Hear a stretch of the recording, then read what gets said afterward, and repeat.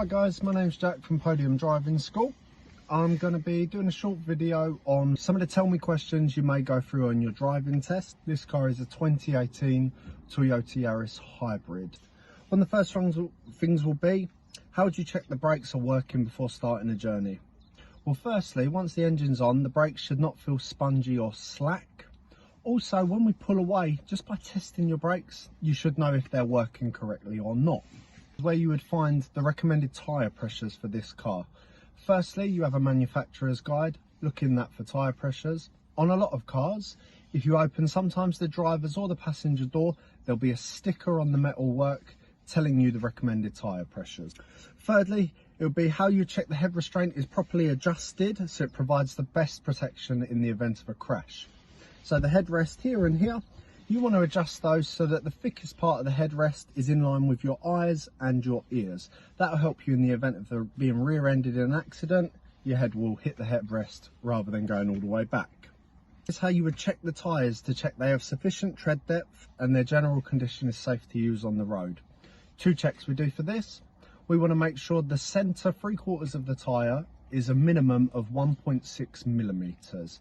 Also, the sidewalls of the tyres, they must have no cuts or bulges. So your examiner will be walking around the vehicle before the test, checking these. Easiest way to avoid that, try not to curb the vehicle. The fifth thing will be, how would you check that the headlights and tail lights are working? You do not need to exit the vehicle. That's quite simple. You would turn on your headlights, which is your indicator stalk. You want to twist the end of it forward twice. You would then ask the examiner, or yourself, you could walk around and have a look. They may not get you to do that, they just want to know that you know how to do it. How would you check if there's a problem with the anti-lock braking system? When you turn on the engine, there'll be an ABS light lit up on the dash. That should go out. If that light stays on, I would suggest taking the car to a garage so they can have a look at that for you. The seventh part is how you would check all the direction indicators are working. You just simply push the hazard button. It's a red triangle, it's in the middle of the dash on this car. You push it and you'll be able to have a walk around and see that they're all working. Number 8, tell me how you would check the brake lights are working on this car. If you're near something with a reflective visual behind you, could be a window, could be a parked car, putting your foot on the brake, have a look behind you. If not, you may have to ask the examiner or somebody with you to walk around and have a check. You need to have your foot on the brake with the engine on. Number 9, how would you check the power assisted steering is working before starting a journey? When the engine's off, the steering is going to feel very, very heavy. You want to put a little bit of pressure on the wheel. When you start the engine, the steering will then go quite light. That's the first indicator the power steering's working.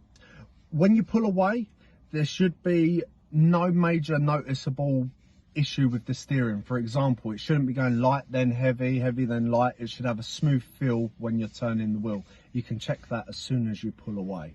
Number 10, how would you switch on the rear fog lights, and explain when you'd need to use them.